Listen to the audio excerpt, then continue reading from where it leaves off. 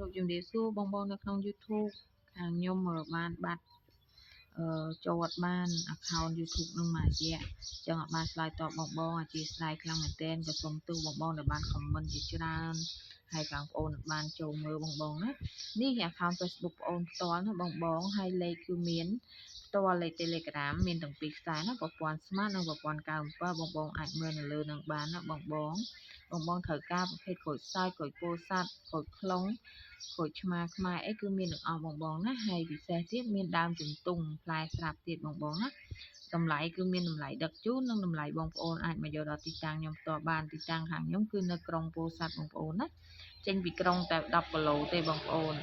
ដែលត្រូវការអាចទាក់ទងមកបានណាបោះចេញពីចំការផ្ទាល់តម្លៃសមរម្យបងប្អូនដឹកជញ្ជូនដល់ទីតាំងបងប្អូនទៀតបងអ្នកដាំស្វែងរកអីវ៉ាន់ល្អហើយតម្លៃសមរម្យបងតាក់ទងមកខ្ញុំបានណាព្រោះខ្ញុំជាអ្នកធ្វើខ្លួនឯងផ្ទាល់ចំការខ្លួនឯងផ្ទាល់បងណា